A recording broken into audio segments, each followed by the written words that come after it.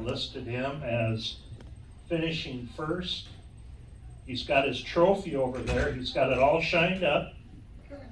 And Paul and Loren, please step forward and tell us your story.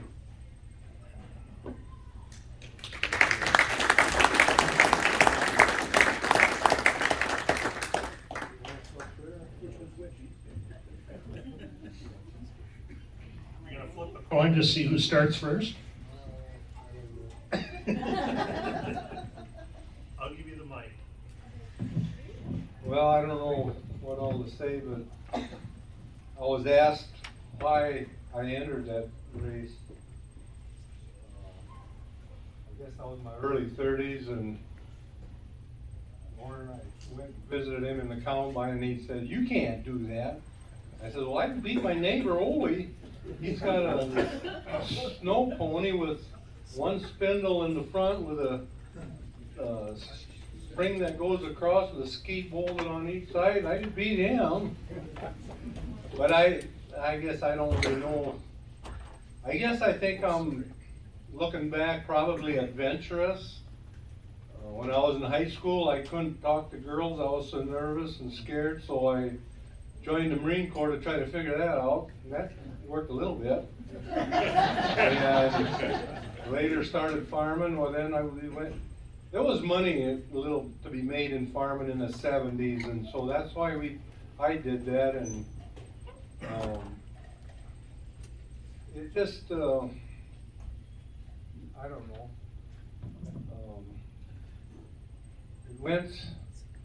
I went up there the first time, and I don't know, it worked, but you know, you just got to learn so much about everything. It's not one thing you can do.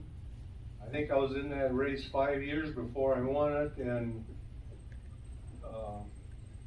you learn a little bit every time. Loren and I, he was my mechanic the first year I went up, and we had a neighbor go with us, and he run in it. Well, he wouldn't get in shape or nothing, and so that night, Loren and I had to put him to bed. He was so stiff and sore he couldn't even move. And that's a fact. But to me winning that thing, I just 6 months prior, I had this feeling that I was supposed to start obeying laws, and that meant speed limit. Well, I'm thinking there's 3 powers in the world: God, Satan, and me. Well, I didn't say that, and I don't think Satan was going to tell me to go 55. So guess who's left? So I said yes. And so I started doing that. Well, then we went to the race. We went to some other ones. We went to North and South Dakota ones, Governor Cups and stuff, but I got in that race, and it was started south of Winnipeg on a big floodplain, and there was, Loren and I went down the floodplain to where it jumps in the river, and why, you jump down about this high, and there was a refrigerator there and a stove over here, and we had to go one side or the other. Well, we got down that river, and anyway, it had snowed a lot, and no wind, and the visibility was horrible. You couldn't see 30 feet. And they started 30 sleds in a flight, and Loren and I were both in the second flight. So the first flight made a path in the ditch down to the dirt, and it was humped up on each other side, and you couldn't pass anybody in front of you because you'd bogged down in that deep snow. So there was a guy, Loren was out towards first or second sled, I think. It was a Le Mans start. We had to back away from our sleds, and then when they said go run up, start them, and take off, well, I was probably fourth or fifth, and I knew he was ahead of me, but there was a guy in front of me that was churning up the snow, and I couldn't see him, but he was right there somewhere.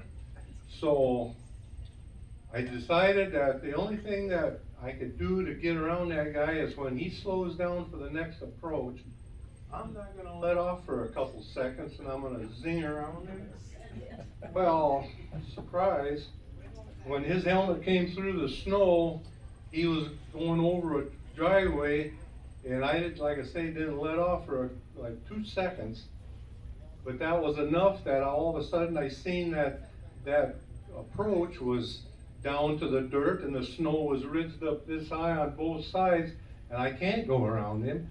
So I gotta stay on course. Well, this guy went across the road, and he went down in that deep hole that there's always there.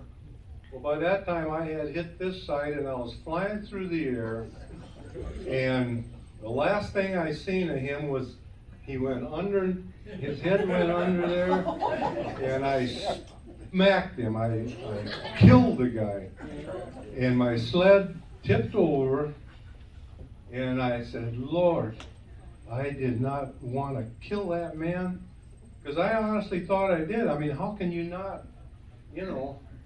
And as I scrambled to my feet, I said, this race is not worth killing somebody. And I am so sorry. And it took me, what, 2-3 seconds to get up and look. There was nobody there. There was no sled. There was no driver. There was no busted windshield. There was no plastic. And I, to this day, don't know anything else. Because, I mean, how far could he have went? I couldn't see very far, but at the time I assumed he kept going.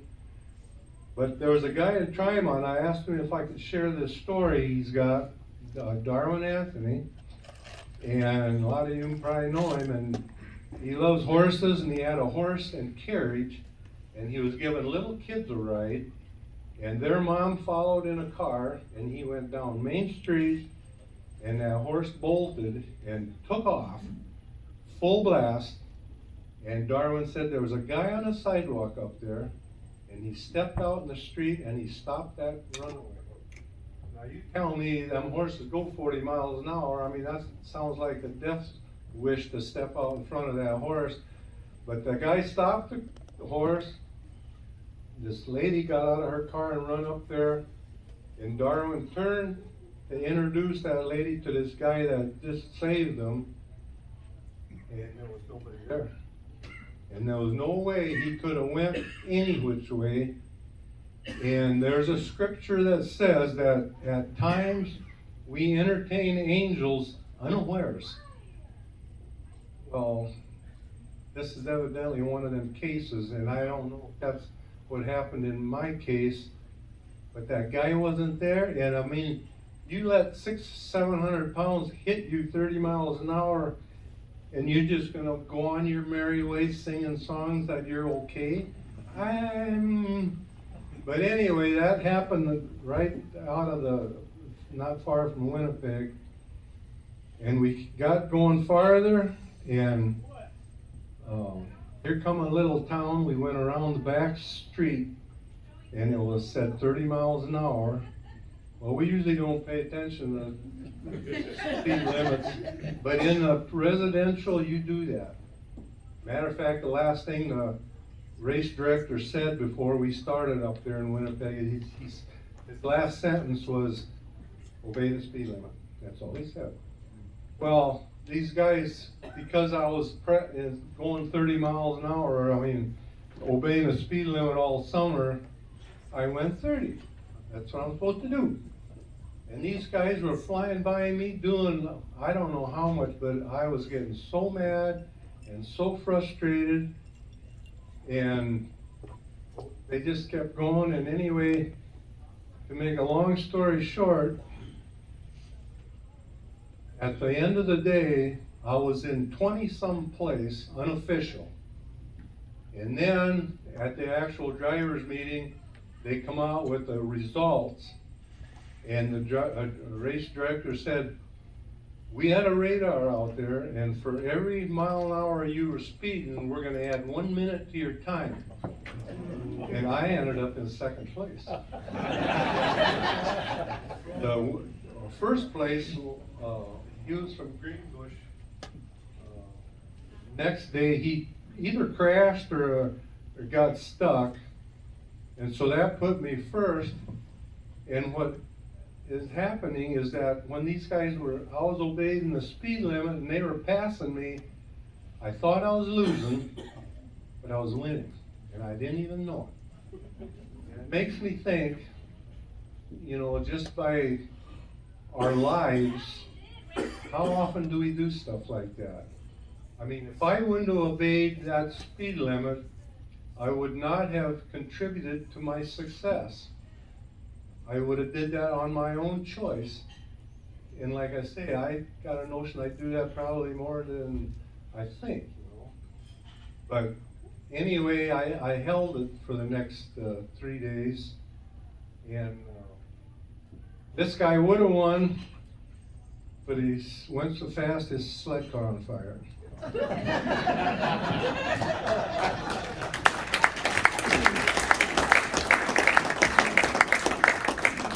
Yeah, it did. Flames. Thank you, Paul. That was a good story. I'm not nervous. All right, we're up here. Well, I'm going to start out a little bit of different. First start saying this doesn't matter to you guys, but Dawn and I went to Ely to see her daughter run a marathon. She finished it in good time. Said, running a marathon was fun, but never again in Ely. It's too hilly. So we stood at the finish line and watched people come in. What you got to know about this marathon is that they had a class called portage. People ran that marathon carrying a full-size canoe on their head the whole way. Some were teams where they had 4 or 5 people, but some were individuals. Now you talk about tough. We thought they were either tough or nuts, I don't know. And then on the way back from Ely, we went through a little town called Isabella. That's where we used to go riding sled a lot, practicing for the Winnipeg. The same 2 people are running that place yet. It's a cafe. That's the only building in town. And it's Tom and Liz Pearson. He used to be a wild bear guide, hunting guide. But now he's kind of feeble, but he still makes apple pie and breakfast for people. And if you ever go through there, stop in, it's worth it. When I first met Dawn, I was training for the Winnipeg. I had an Airdyne in the basement. It's a bicycle with a fan on it. And the arms would go just like a snowmobile. 2 or 3 times a week, Kent and Rick and I would run around the section. Evening, we'd go jet skiing on the lake almost every evening. Paul would swim. He was a swimmer. He did better than we did, but. And my wife said to me one day, "Why do you guys do all this exercise just for snowmobiling? All you do is sit there." Well, their first ride, we went to Wyndham with a group. 75 miles round trip, and I had her on her own sled. She's an ICU nurse in Rochester, Mayo. Was retired. She rode that ride, 75 miles, went to work the next day, had to get somebody to squeeze the blood pressure cuff. She couldn't even squeeze it up. Her hands hurt so bad. My buddy said, "What's the matter, Don? All you did is sit there."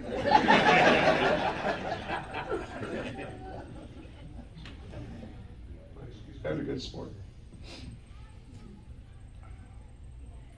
Polaris, back when we used to race a lot, Polaris would sell us a sled for $1 a piece. So we each had a TXC and a TXL because they didn't know what the conditions would be like, which one would be better. But I asked Paul what he's going to run in Winnipeg, and he said he's going to run his TXC because it was faster. And I said, "No way."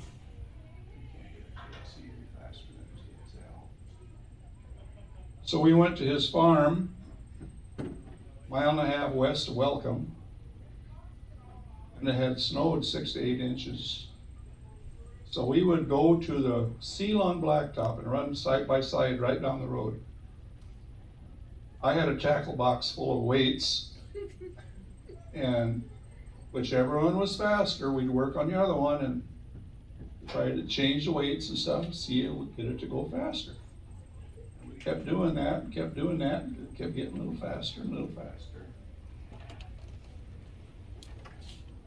One time, I looked in my box and there were a set of A weights there, which are from a triple cylinder sled.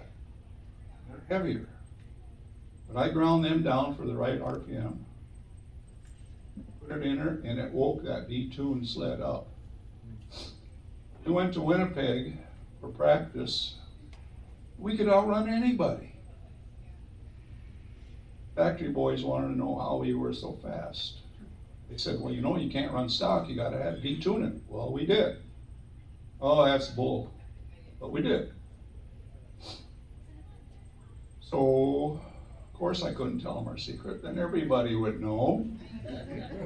So I just said, oh, we just messed with the weights a little. They had us detune those sleds to 50 horsepower, and that was those much residential people roads we had to jump, but they'd still go 80 miles an hour.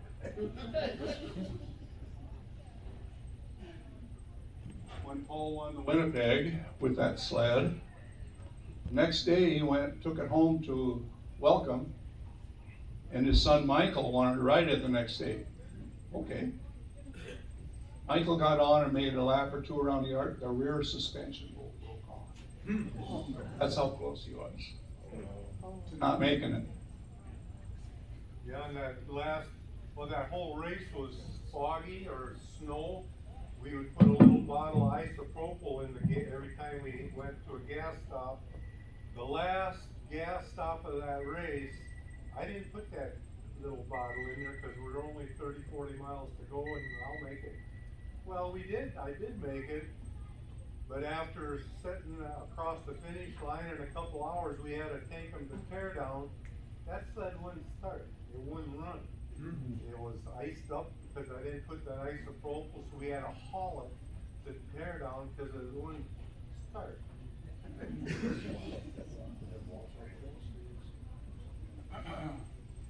Then that year Paul won it too, I came on to the last lake. I was back a little ways. And my brakes were getting hot. I looked across the lake. It was a little lake, and I can see the finish line. I could make it. So I just punched it. That's where he said it finally caught on fire. The brake got so hot it just melted. Then it burned off all the cables and the throttle and the stuff. So I was done. After that, Polaris came out with an optional liquid cooled brake. We thought, well, that's cool. But I called them and they said, no, we couldn't use it because it wasn't stock. Well, I just said, how about disconnecting the water, leaving the unit in there, and call it air cooled? Well, I guess that's a hit. No more hot brakes. So, yeah. One day, on a race, not necessarily the Winnipeg, I came out, I was on a fast road, came to a fast corner, sled wouldn't turn. So I went straight off the road, through a barbed wire fence. The wire cut off my plastic brake line. I stood there wondering what to do. I heard another sled coming fast. Down through the ditch, through the same fence, and stopped right by me. It was Guy Useldinger. His comment was, what the hell kind of a corner was that? So the fence had got his brake line too, so we slowly idled up to the country bar nearby and had a beer, and called for help.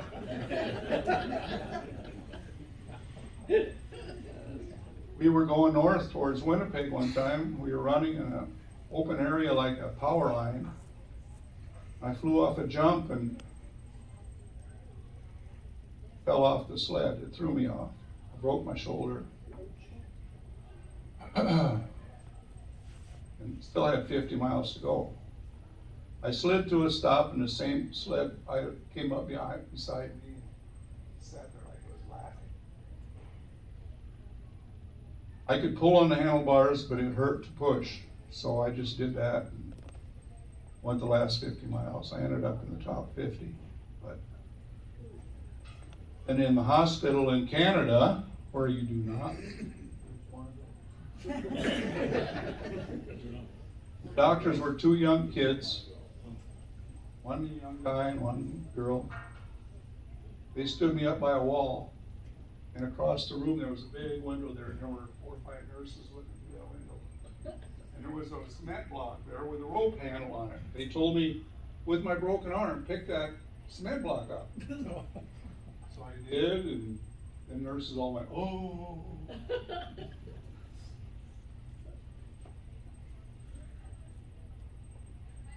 They put my arm in a sling, said, oh, it'll be okay. Some people will tell you to get it fixed, but it'll be fine, just go. So there's no charge there for medical, so I went home. When I went to Mankato to Dr. Carney, told him that they said it'd be okay, and he said, sure, leave it, you don't have to do it if you ever want to use it again. So I had a pin put in, and then later they took the pin out, and it's okay now.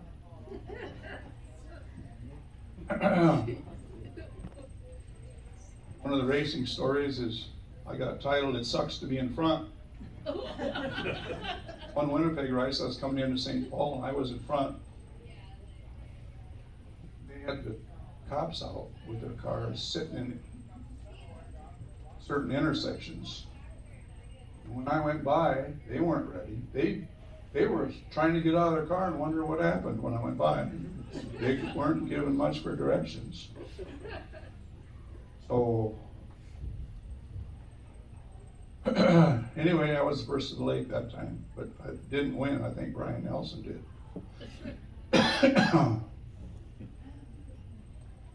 Anyway, some of these others, I don't know if you want to hear that or not. Brian Nelson run a liquidator John Deere, and he won the Winnipeg by 2 seconds one time. I mean, 2 seconds. One time I was thinking all the approaches in 580 miles was that race. There's got to be 500 approaches. Well, I figured if I could save 1 second on every approach, that's over 8 minutes. But that sure intensifies the race.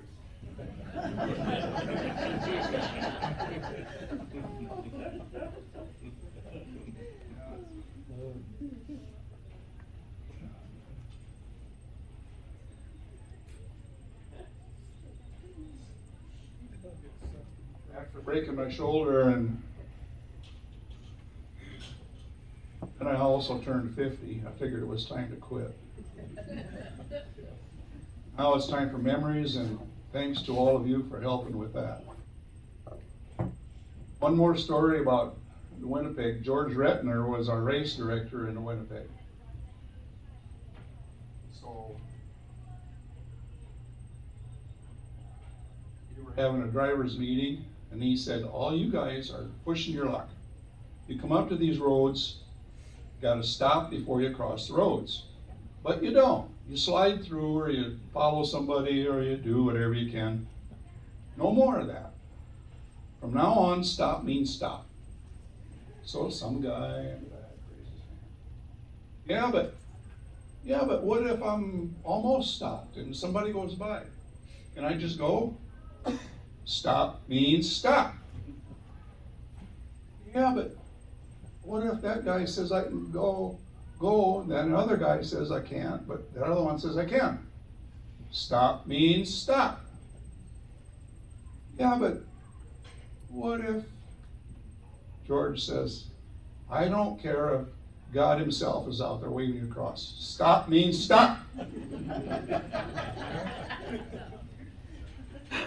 That's all I got. Race I won, there was a road going crossways, and the flag man, we had to stop. I barely could see through the snow to see the guy ahead of me stop, and I thought, holy cow, his dust and my dust, what about the guy behind me? So I got up on top of it, when I stopped, I got up on top of this snowplow ridge, which is like ridiculous. Well, a guy went flying by, and he stopped on about a telephone pole length down there. He looked back and he goes, but I would have got run over. That visibility with that whole race was terrible. But that guy Useldinger going through the fence, the first time he told it to me, was he says, I run over there and the guy Useldinger was all twisted up in the barbed wire and hanging there. That's what he wanted, when he wanted to know what kind of corner that was. Where you came to that intersection and crossed Tell me again.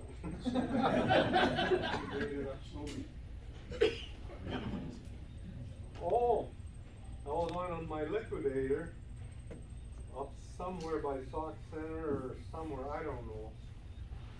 But we were going down a township road, and there was a little crest in the hill, and beyond the crest was a T in the road. Well, sometimes these guys would run over a danger flag or a cautionary flag just so they'd ruin the guy's time behind them. Well, anyway, I come over to that and oh my gosh, I slammed on the brake, and the sled started going like this. The track was locked up, and then right before I hit that, the snowplow had gone this way. Well, that thing was, I don't know how high, you know.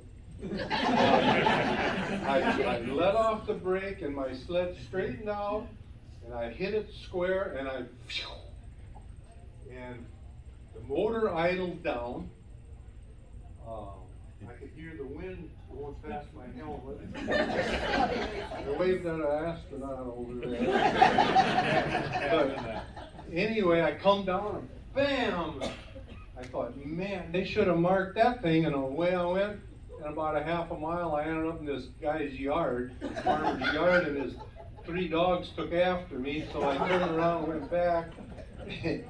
When I got back, there was a liquidator hanging in the evergreen tree. The seeds were hooked on the branches, and he was sitting underneath of the tree on his butt, just, and I turned and went, you know, but I don't know how they got, I mean, it was up there a long way, you couldn't reach it, but there was just so many things that told several people. Tonight, it's like winning that race is like putting 3 or 10 cats on the ground, and you throw 10 mice down there, and one of those mice is going to get away. And that's like the winner. Tomorrow will be a different story. I mean, there, you just can't control everything, but it was such a hoot. I tell you, we had so much fun, and we met such good people at Gerard Carpy running Skidoo. Why, you'd wave at him out in the trail, and he'd wave back and smile, and we'd go have drinks that night, you know. And one time he won a race, or no, he was second in a race, and the winner was known to be kind of shisty. So Gerard put up $100 and had that guy's sled inspected, and they tore it all the way down, and it wasn't legal. And so this Gerard won, but he felt so bad about doing it that way that he gave me $100, and he says, "You go out and buy drinks for everybody tonight." And I don't know, I wasn't drinking then, and I give the $100 back to his mechanic, but there's just some really good hearts out there. You know, like Loren says, all them volunteers that they stood on the highway for 6 hours flagging, and they didn't paid nothing. just do it out of the goodness of their heart, you know, and you guys do that. You know, how much you do, we'll never know, but thank you.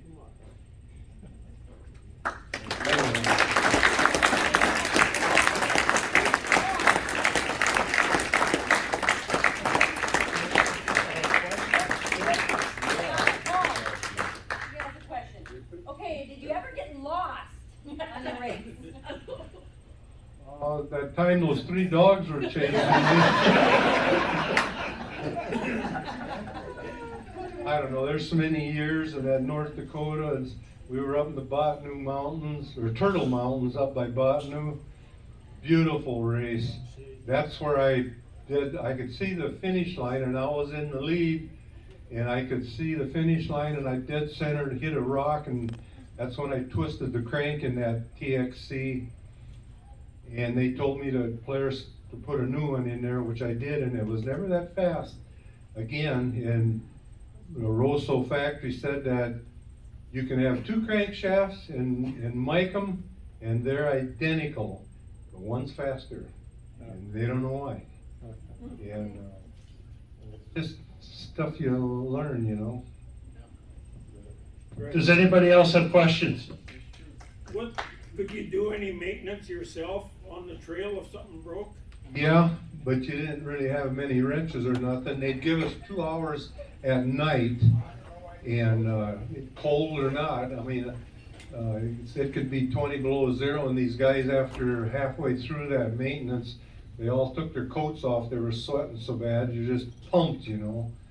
And guys, that's a prime time to over-tighten bolts and twist them off. Over-tighten that secondary, I mean, that's just a little 5/16 bolt, and, well, a lot of guys twist that bolt off, but that was okay, because the belt would keep it on the shaft and it'd center itself. But that's just, you know, I don't know, you're pumped and you're stronger, you know. I could use some of that now. Would you do it all over again? Oh, yeah.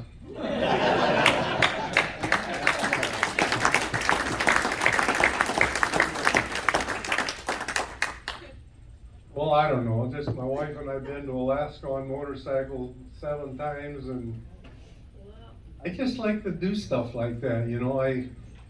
We got that one motorcycle, and let's go to Dairy Queen. Okay, well, how many, twice, and you're bored with that? I don't even ride in the summertime. Sturgis ain't even very far, that's only next door. I gotta go.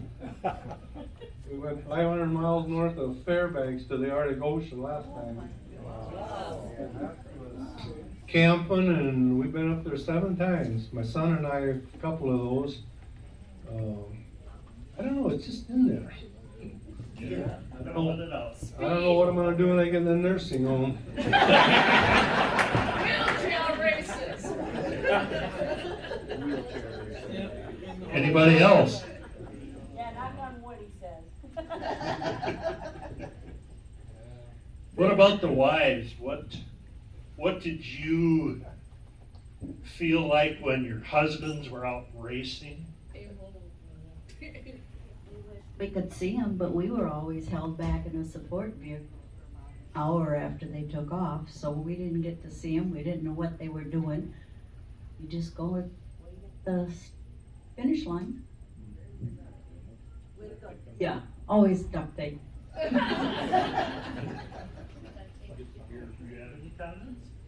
I got to see it, almost see one race of Loren's, and when I got up there, he wasn't there. He was in the hospital. Well, so I went to the hospital, and he wasn't in the hospital. He was back at the banquet, and so I never really got to see him, but I sure got to be part of the banquet. When I won that race, we went to that banquet and got out of there 11 o'clock, and we went back to the motel, and Loren and Mickey Clifford threw me in a swimming pool, which was closed for the night. So I started doing laps. I know how to do this with my clothes on. And it wasn't very long when I hear the cops came. Get out of there. But she'd always run around at the start lines with gray tape as we were, we would always have to put gray tape on her. We'd freeze our cheeks and this and that, and she looked like she was pregnant always, but it was always gray tape, and I don't know what else she'd have. But at one time, we had 2 support vehicles, I think, so one could get out ahead and take pictures or movies. And I crossed the road, well, she had, went down the trail across that road down there, I don't know, 100 yards or whatever, take pictures of me coming around there. Well, here I came, and all of a sudden it was my picky. And I came that close from piling into a tree. It just, I mean, it's so, you can't hesitate for 2 seconds. Right, Kent? Kent run them from Thunder Bay down here. He's a winner, but he's just ain't got the. There's that thing about that speed limit. You might think I'm full of baloney, but that summer I felt you should obey the laws and the speed limit. So I did, and when them guys were flying by me, I thought I was losing, but I was winning and I didn't even know it. And I can't help it. That's a God thing. That whole race went that way, and it ain't been that nice of a race before or after, but that one, you know, the scriptures say that he wants to give us the desires of our heart. But I also had to obey that speed limit, which we shouldn't be doing anyway. And I'm just thinking that if I wouldn't have did that, I would have killed my own success. And how often I think I do that.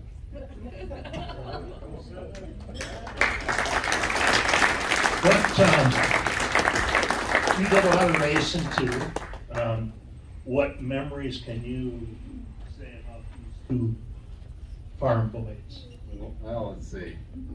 Recognition of all this is when I was in, these guys were racing, I was in high school yet, and then go over there and see their sleds they were working on, Loren be working on his sleds in the shop. It was a good experience, and I got to go along with them a couple times and taking it all in. At the same time, I was in high school and racing motocross, so I couldn't snowmobile. All my money was going to motorcycle racing, and then kind of got done with the motorcycle racing, and I think I was 21 and felt like an old man, maybe 22, and but that's all I'd ever done. Never really had a girlfriend or anything much, and so the winter times on the farm and stuff kind of boring, and so I got into snowmobiling, and with these guys tagging along to the first race, and I thought when I went into this thing, well, I'll just kind of train like I did for motocross.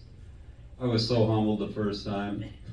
It was like, started in the back and the bumps were like 6 foot deep for 180 miles. And you get down to the end of the day and your hands are literally bleeding. So then the next morning you get up, you pour liquid skin on your hands and tape them up and you go again. But after they say go, half a mile later, there's no pain anymore. You get back into the flow and you start riding and pain goes away. And then sometimes it's like the next day you get up, you can't hardly get out of bed, you're so stiff and sore.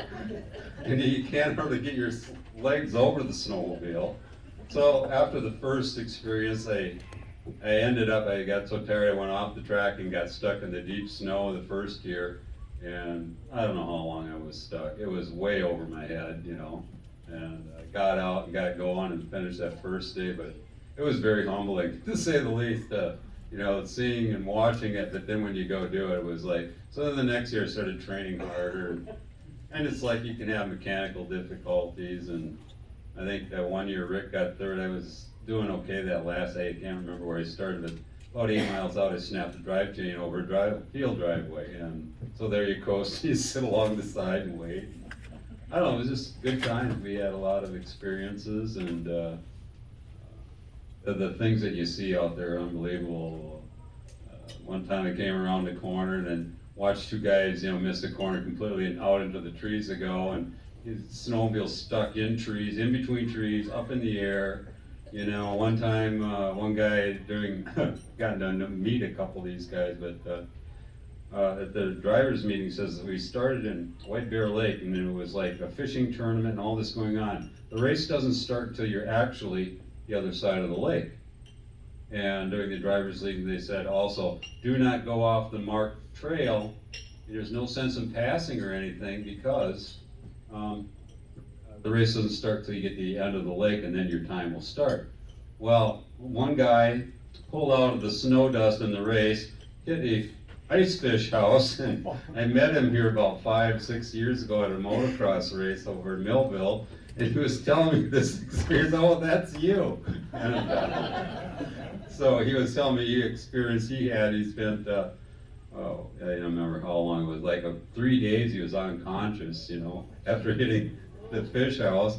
And then another time the snowmobile race, and it's, you know, be cautious, there's ice even in the middle of the lake. And literally the guy pulled out of the snow dust to pass, hit this icy, and the snowmobile seat was bent in a V. The guy broke both of his legs and flew past it all. The things that you've seen out there were unbelievable, and, you know, been scared half to death, I don't know how many times in my life, but it was all fun, and it's all fun. So, had some good trainers. Loren told, you know, I learned so much about snowmobiles from him and how to, you know, make it so it would be ready, and it was a great time. It was a great time, great experience. I definitely would do it again. So, I don't know how I got thrown on this here, but here you go, Greg. I know that you're racers, so we've known each other for some time. But I don't know, any of the other family want to say anything? No? Anybody else over here? Any memories? Scott? He's got one. I just want to say something. I am Alan, and I'm deaf. Since I've been deaf since I little, and I grew up loving snowmobiling. My first was a Skidoo. Oh yeah, Elan. Yeah, right, Elan. When I started snowmobiling, it was because you'd given me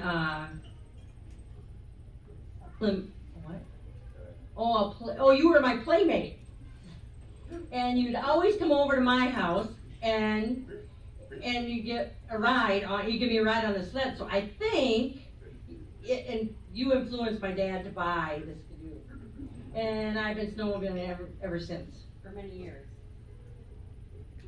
I idolized my two brothers, and the racing. I didn't race because I was always working at the post office, and I had tendonitis in my wrist, and Loren offered me to use his sled to race. I think it was 1988. I wanted to, but I couldn't because I was on workman's comp. So that's the situation there. So basically, I was always racing on the trails with my friends and my club. I am the president of the Deaf Snowmobiles Club in the Twin Cities area. That's in Minnesota. Anyway, one thing that really impressed me is one thing. I had almost died one time when I was snowmobiling. I think it was like 1989, something like that. I went with a friend to Zambrodo Falls, right? No. Zambroda. Yeah. I was on a poker run over there, and my friend and I had joined this poker run, and we rode all day. And I hadn't drunk at the bar at all because my friend was an alcoholic, and so he would not drink alcohol. He was an alcoholic, so we decided not to drink. And that was our last stop at Mazeppa, right? Yeah, Mazeppa, in the town. That was our last stop, and I told my friend, I think I'm just gonna have 2 beers, So I drank these 2 beers, and then we met 3 other guys. And I don't know who those other 3 guys were, but I had seen them at the other bar. They had been there all day. Those 3 guys really were drunk. And I had just started my first beer of the night, and those 3 guys had asked me and my friend, hey, do you want to go ride together back to the last 10 miles of last, yeah. So I said, yeah, sure, we'll ride together. And me and my friend said, oh man, I think we're gonna beat them. They're so slow, they're so drunk. And then we left the bar. I was a little buzzed, just on my 2 beers, right? But I wasn't drunk, but I was a little buzzed. I was a little risky and it was at night, and I had missed the turn and went right through the fence. And it's a 5, and I broke 4 wires, 4 of those, a barbed wire fence. I broke 4 of them, and nothing was broke. But I broke my windshield, and yeah, it caught, the barbed wire had caught onto my sweatshirt, right? And it stuck and it flew me off the sled. I think I was going 50 miles an hour, and I went 50 miles an hour to 0 in like a second, right? That quick. And I saw stars. Yeah, and I woke up, and I realized, I knew that, oh, there was a fence. I tried feeling my neck. Oh, wait a second, I couldn't reach to feel my neck, and I was stuck. And I couldn't, and my friend had seen me, and he had turned around and went back to town. He just left. And the other 3 guys had helped me to untangle all the barbed wire, and took the sled out. And I was standing there, and I went, wow. The moonlight, I could see everything. The snow was all white and beautiful, but I said, where's my friend? He had not. I didn't know what to do. And those other 3 guys said, well, let's go back to town. And there was one person that jabbed me in the chest and said, you need to slow down. And I said, yeah, oh yeah, yes I did.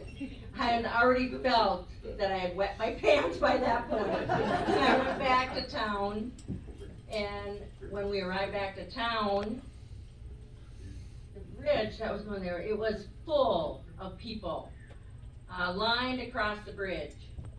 And an ambulance was there. And I walked up to the ambulance, took off all my, I had red marks going across my chest and across my arms. And I still have lumps in my arm here. Okay, but my tip, quote unquote, to all snowmobilers is don't drink and drive. Thank you. Thank you, Alan. Any other questions from our great speakers tonight? It was a neat thing to hear your story.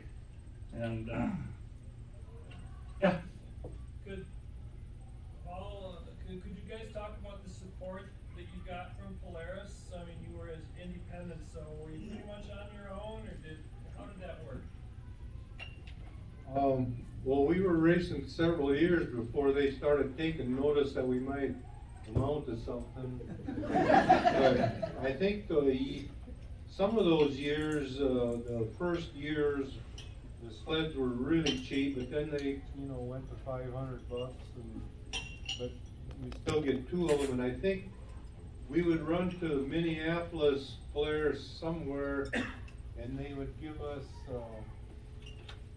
I think 58 or 68% discount, and we pretty much have to order everything we really wanted in the December. And I think one time I put a new frame, tunnel under a sled. I had to go back and get it, but they give us a percentage discount. We'd go to school.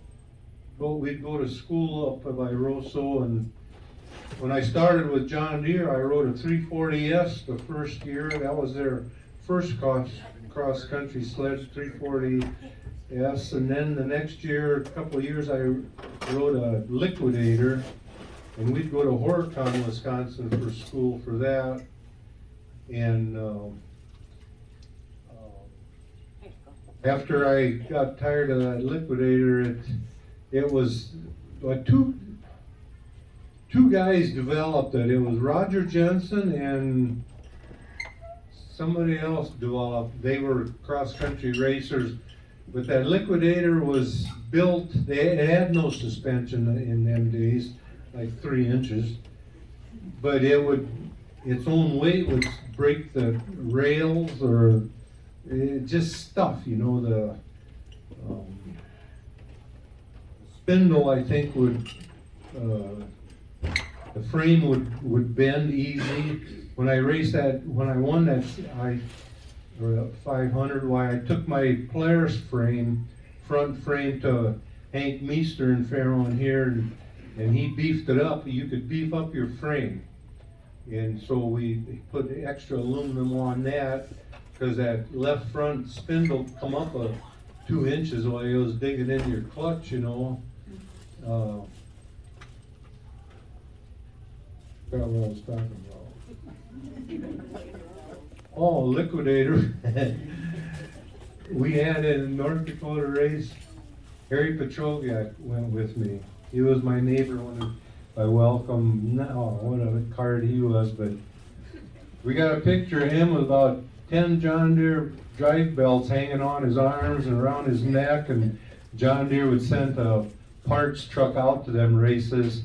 But what happened that time is there's a motor mount plate, and the motor's bolted on that, and then that was 4 bolts bolted down in the frame with rubber suspension on it. 2 of those bolts broke off. I must have been in the front, so when I'd squeeze the throttle, the front of the motor would come back instead of going faster. And then we were burning up belts because it was off a little bit. And Polaris I was liked because it's got, 4 holes you bolt the motor down, and that's it. This John Deere, that motor would move a little bit, and then it'd be running cockeyed, and there goes another belt. And I finally gave it up, and when John Deere came out with that 340S, they had free clothing if you were going to race it. So that sounded like a good idea. So I had a John Deere helmet and suit and all that stuff. Well, then I started racing Polaris, and I didn't have a Polaris suit, so I wore my suit I had, and Loren kept calling me Pickle. Here comes Pickle Suit. Roger Jensen, after the race was over, he says, well, you finished top 10, we'll get you a Polaris suit, but they never did. Anybody else? Well, I hope you enjoyed their stories. It's fun to listen to guys that actually race the i500, and have one that won it from our area, and they received a hero's welcome back to Sherburne, Tremont.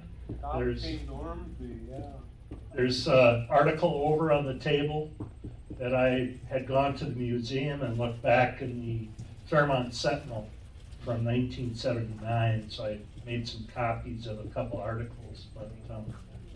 But I hope you guys enjoyed them, and this is what we had to look forward to down here in the South. 2 good farming boys that had fun snowmobiling and adventuresome. So, thank you.